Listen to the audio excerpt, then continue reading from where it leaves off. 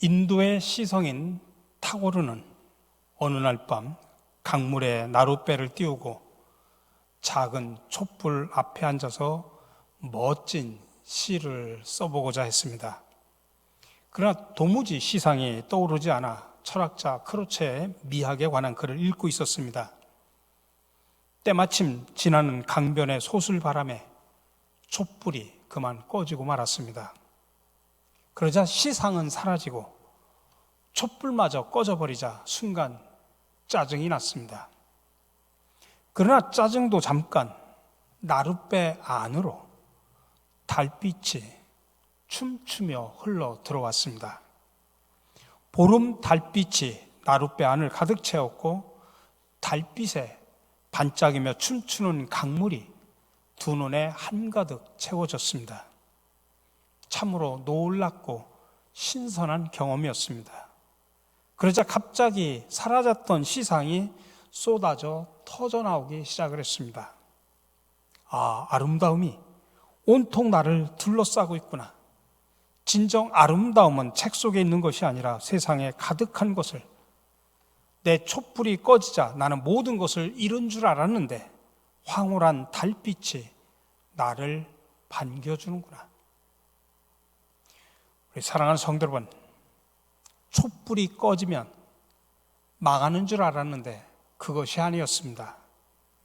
그때 비로소 달빛이 보이기 시작했습니다. 인생의 촛불이 꺼지는 밤은 하늘의 빛이 보이는 시간입니다. 밝은 날에는 세상만 보이더니 인생의 깊은 밤엔 예수님이 보이기 시작합니다. 인생 실패의 밤중엔 예수님이 날 찾아오는 시간입니다. 우리가 성경을 읽습니다만 모든 성경은 다 귀하지만 저는 특별히 오늘 읽은 누가복음 5장을 참 좋아합니다. 왜 그러냐면 거기에 몇 가지 이유가 있습니다. 예수님께서 제자들을 부르신 사건 가운데 예수님과 베드로와의 만남에 관한 이야기가 나오는데 가장 많은 분량을 그 만남 속에 활용하고 있습니다. 이 사건이 그만큼 중요하고 우리에게 하고 싶은 이야기가 많다는 이야기입니다. 그리고 또 오늘 본문은 갈릴리 바다에서 만났던 예수님과 수제자 베드로의 첫사랑이 아주 상세하게 기록되어 있습니다. 그렇기 때문에 예수님은 제자들과의 사랑의 위기의 순간마다 갈릴리로 돌아가자, 그렇게 말씀하셨습니다. 첫사랑으로 돌아가자는 이야기죠. 또한 오늘 본문은 쓰임받고자 하는 사람은 어떻게 살아야 하는가를 보여주고 있습니다.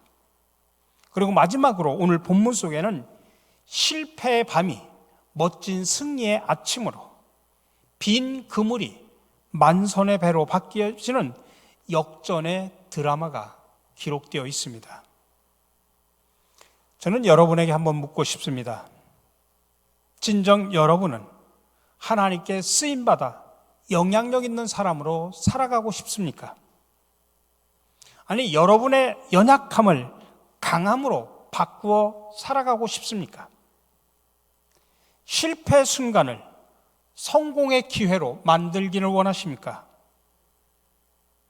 여러분이 만난 실패의 그 밤을 찬란한 아침으로 바꾸기를 원하십니까?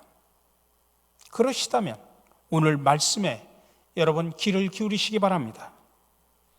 우리가 늘 고백하듯이 우리가 믿는 하나님은 역사의 주인이십니다. 그러나 그 역사는 사람을 통해서 이루어 가십니다. 그런데 문제는 주님께서 어떤 사람을 쓰시는가라고 하는 것입니다.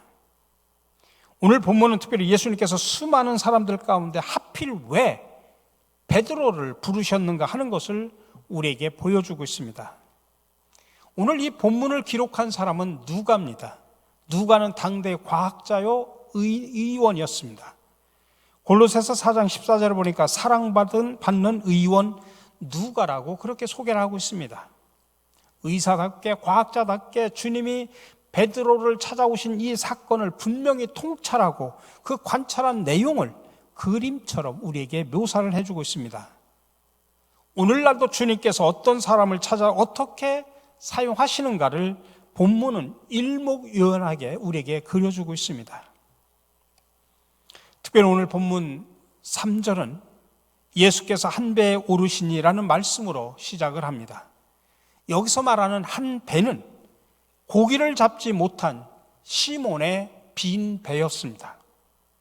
지금 예수님께서는 예루살렘의 왕족이나 귀족 정치가를 찾아간 것이 아닙니다. 갈릴리 마을에 사는 갑부를 찾아간 것도 아닙니다. 저 로마의 권력가를 찾아간 것도 아닙니다. 빈 배를 찾아오셨다는 이야기입니다. 이렇게 예수님과 베드로의 첫 번 만남은 실패의 밤중에 이루어졌습니다. 사람들은 한평생 살아가면서 늘 자신의 배가 늘 넉넉히 채워지기를 원하지만 그렇지 못할 때가 참으로 많이 있지 않습니까? 여기 빈 배라는 말은 베드로의 실패한 장면을 상징적으로 보여주고 있습니다. 그렇죠. 우리가 하루길을 걸어도 정말 험한 계곡과 태산 줄령을 넘게 되거늘 하물며 사람이 한평생 살면서 왜 실패 순간이 없겠습니까? 낮과 밤, 빛과 그림자가 왜 없겠습니까? 어떤 이는 건강에 빈 배를 안고 천부여 의지 없어서 손들고 옵니다 하면서 주님 앞에 나올 때가 있습니다. 어떤 사람은 사업에 빈 배를 안고 몸부림을 칠 때가 있고, 또 어떤 사람은 사랑에 빈 배를 안고 허탈과 허무에 빠진 그런 사람도 있습니다. 그러니 여기 빈 배는 인생의 어두운 밤, 실패 밤을 의미합니다. 그러나 여러분, 그때 기억하십시오. 인생의 밤은 우리가 절망하고 낙심해야 할 그런 순간이 아니라 바로 주님이 찾아오시는 기회임을 기억하시기 바랍니다. 주님을 만날 수 있는 절호의 찬스임을 기억하시기 바랍니다. 무신론 철학자로 알려져 있는 니체는 기독교를 얼마나 폄하를 했냐면, 기독교는 약자들의 종교다라고 비판을 했고, 나사렛 예수는 인생의 걸레들만 데리고 다녔다라고 그렇게 혹평을 했습니다. 성경을 보면 그게 맞는 말일 수도 있을 겁니다. 근데 니체가 몰랐던 사실이 있습니다. 우리 주님은 약자들을 들어서 강한 자들을 부끄럽게 하시고 인생의 걸레들을 불러다가 하나님 나라 면류관을 씌워주셨다는 사실을 그는 몰랐던 겁니다. 그러니 여러분, 실패를 두려워하지 마십시오. 고난을 두려워하지 마십시오. 문제를 여러분 무서워하지 마십시오. 여러분이 믿는 사람들은 실패 때문에 망하는 것이 아닙니다. 우리가 실망하지 않으면 우리는 승리합니다. 우리가 끊임없이 믿으면 영광을 보게 된다는 사실을 여러분들 믿으시기 바랍니다. 그러니 루즈벨트의 말처럼 언제나 문제 자체가 문제가 아니라 그 문제를 문제시하는 그것이 문제인 겁니다. 아니, 인생의 밤이 올 수도 있죠. 근데 그 밤이 문제가 아니라 앞이 보이지 않는다고 눈을 감아버리는 것이 문제더라는 이야기입니다. 오늘 예수님은 베드로의 빈배를 찾아오셨고, 베드로는 주님께 그 빈배를 통째로 내어 놓았습니다. 바로 여기에서 새 역사가 일어나고 기적이 창조되는 신비가 있었습니다. 당시에 베드로는 유명한 사람도 아니었고 영향력 있는 인물도 아니었습니다. 그러나 예수님께서 베드로의 빈배를 사용하심으로 인해서 그의 인생의 모든 것이 달라졌습니다. 그러니 우리의 기도의 제목이 바로 여기에 있는 겁니다. 주님, 내 인생의 빈배에 와 주시옵소서. 우리 가정의 빈배에 오시옵소서. 우리 교회 빈배에 오시옵소서. 또 우리 민족의 빈배 가운데 오시옵소서. 이 시간 인생의 빈배, 영혼의 빈배로 인하여 괴로워하시는 분이 계십니까? 이 시간 주님 전에 빈배를 저어가지고 이 시간 이 자리에 나오신 분이 계십니까? 여러분, 실망하지 마시고 주님 만나는 기회로 삼으시기 바랍니다. 인생의 밤은 주님이 가까이 계시다는 뜻입니다.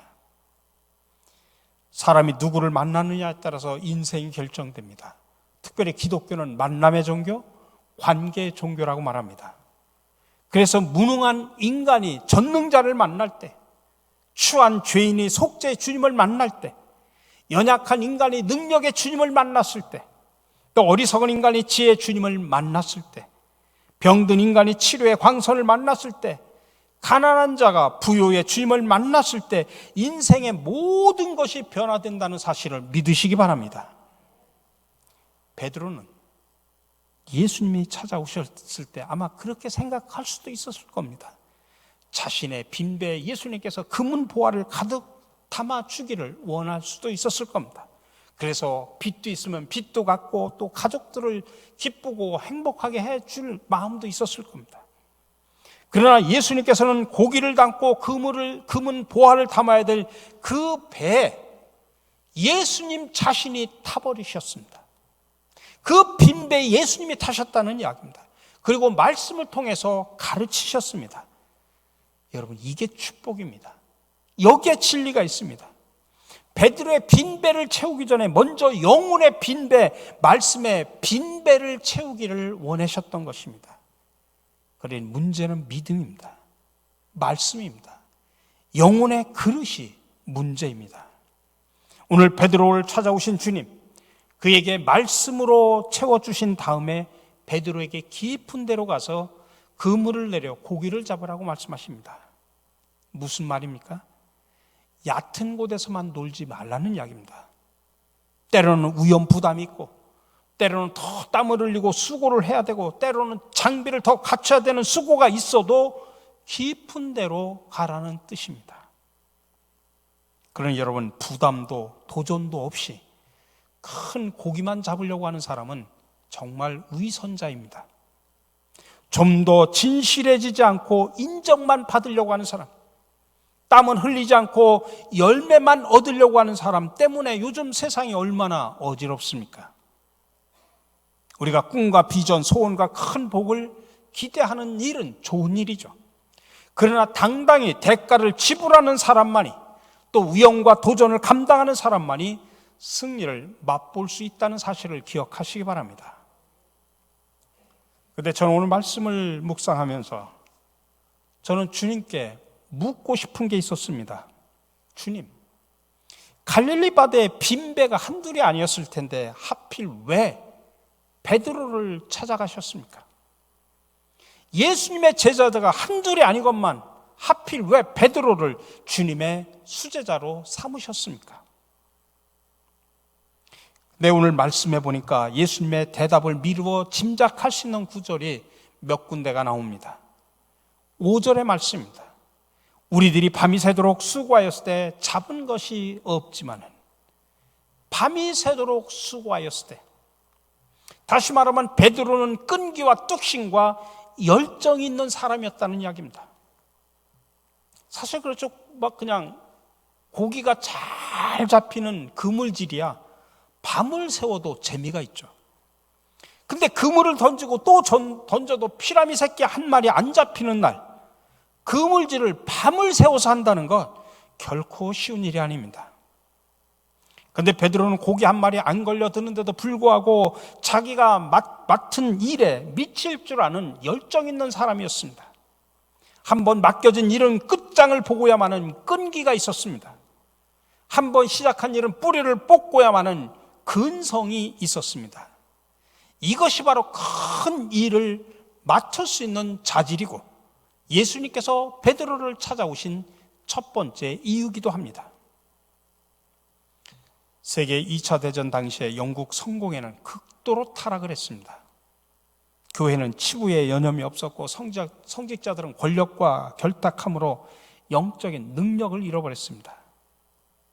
중앙본부에서는 바울 성당을 짓는다는 명목 아래 가난한 교인들을 괴롭혔습니다. 이때 런던의 가운데를 흐르고 있는 테임즈 강변에서 한 작은 성당을 섬기는 젊은 신부 한 사람이 이 타락에 가담하지 않고 신념 있게 살았습니다. 그때 많은 의식 있는 사람들 속에서 테임즈로 가자는 운동이 일고 있었습니다. 그러자 이것을 못마땅하게 여긴 교단 본부에서 이 젊은 신부를 파면하기 위해서 조사단을 보냅니다. 그리고 조사단장이 내려와서 신부를 불러다 놓고 하는 말이, 이복의 젊은 신부님, 자네 혼자 고집 부린다고 썩어진 영국 사회가 하루아침에 일어날 수 있겠는가? 자네 혼자 뜨겁게 산다고 얼음 덩어리가 둥실둥실 떠내려가는 저 테임즈 강을 끓게 할 수 있겠는가? 조용히 눈을 감고 있던 젊은 신부가 무섭게 눈을 뜨고 대답을 합니다. 예, 나 혼자 테임즈 강을 끓게 할 수야 없겠죠.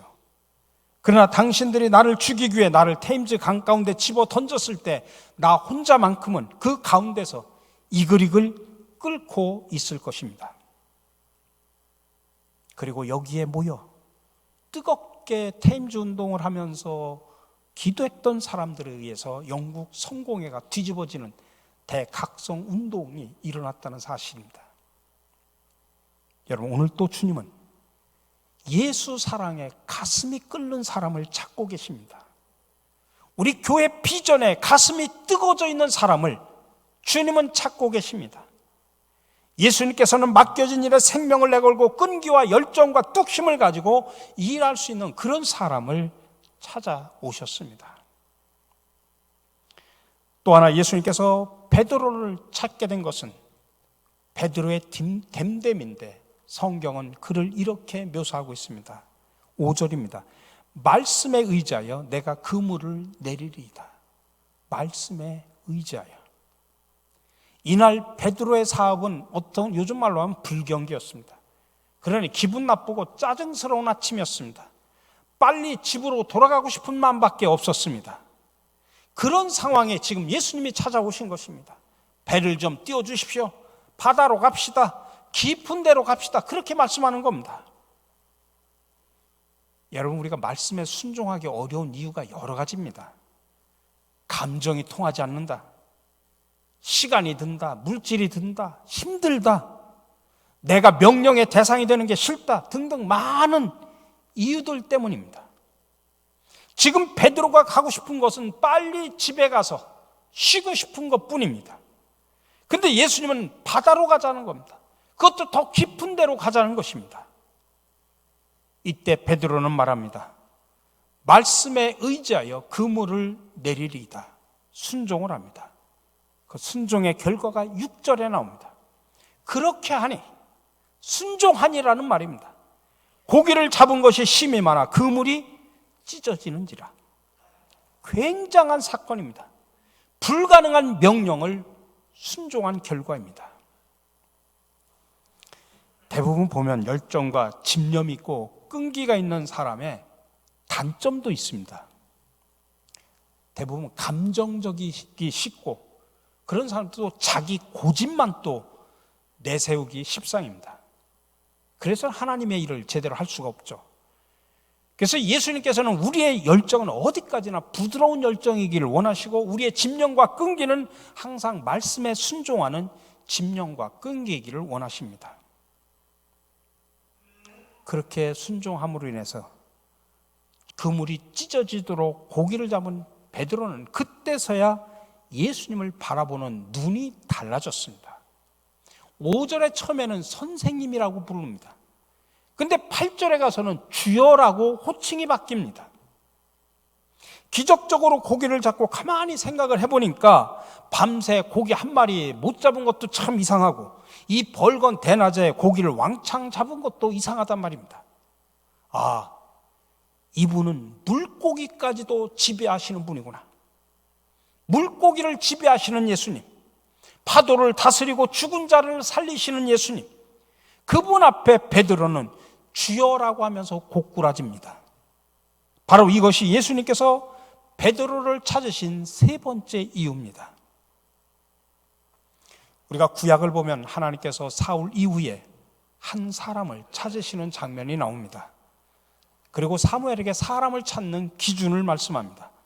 사무엘아, 그 용모와 신장을 보지 마라.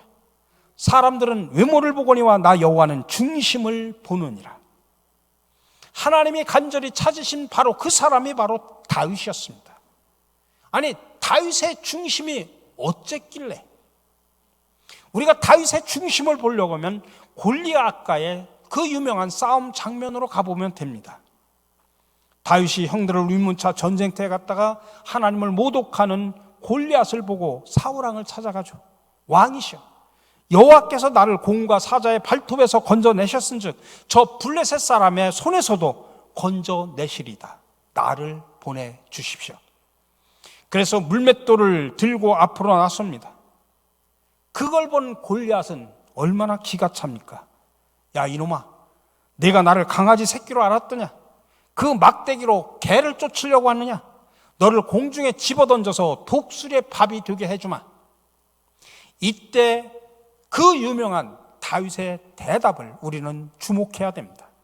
사무엘상 17장 45절에 나옵니다. 너는 칼과 창과 단창으로 내게 나오거니와 나는 만군의 여호와의 이름 곧 네가 모욕하는 이스라엘 군대의 하나님의 이름으로 내게 나아가노라. 지금 다윗의 중심에 누가 있습니까? 하나님이 있습니다. 하나님의 능력이 지금 자리 잡고 있습니다. 다윗은 지금 사울의 권력을 의지하지 않았습니다. 형들의 전술도 의지하지 않았습니다. 자신의 경험도 의지하지 않았습니다. 하나님을 앞세우고 중심에 하나님을 모시고 나아갔던 것입니다. 그렇습니다, 여러분. 여러분, 주님을 높여보십시오. 그러면 하나님이 여러분을 높여주시는 줄로 믿으시기 바랍니다. 하나님을 여러분 중심에 모셔보십시오. 그러면 하나님께서는 여러분을 중심으로 생각해 주십니다. 예수님을 앞장 세우십시오. 그러면 그분이 여러분의 길을 개척해 주시고 책임져 주십니다. 주의 이름을 높이는 자는 반드시 구원을 얻게 됨을 믿으시기 바랍니다. 어부를 부르신 예수님, 저들을 통해서 정말 세계 역사를 뒤집어 놓을 그런 작정이셨습니다. 보십시오. 하나님은 그 위대한 사람들을 통해서 어부를 부르지 않고 어부를 사용하셔서 연약한 자들, 정말 걸레 같은 자들을 사용하셔서 많은 사람들을 주님 앞으로 이끄셨습니다. 이게 기독교입니다. 기독교의 출발이 예수님이요 마침이 예수님입니다. 예수 믿고 얻은 것이 예수님이요 예수 믿고 남는 것도 예수님입니다. 오직 예수 그분만이 우리의 주님이요 우리의 전부임을 고백하며 살아가시기를 간절히 축원합니다.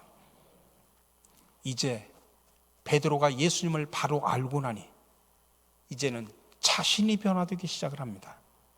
그래서 8절에서 고백합니다. 주여 나를 떠나소서 나는 죄인으로소이다. 전능하신 그분 앞에 나는 아무것도 아니라는 자각입니다. 예수님을 바로 안 베드로는 그때서야 진정한 자아를 깨닫게 됩니다. 그렇습니다. 우리는 늘 예수님 앞에 무능한 종일 수밖에 없습니다.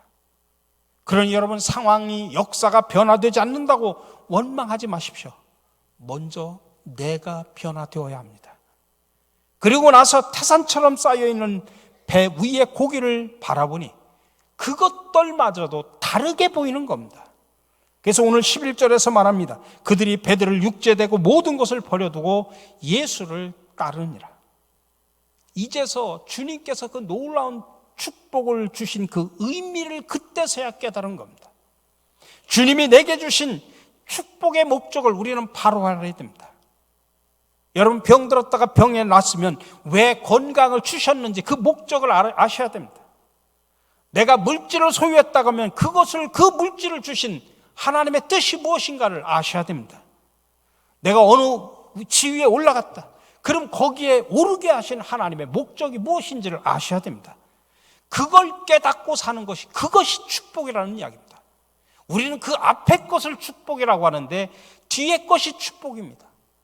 그것을 주신 하나님의 축복의 의미를 깨닫고 하나님의 영광으로 해서 사용하는 그것이 축복이다 이 말씀입니다.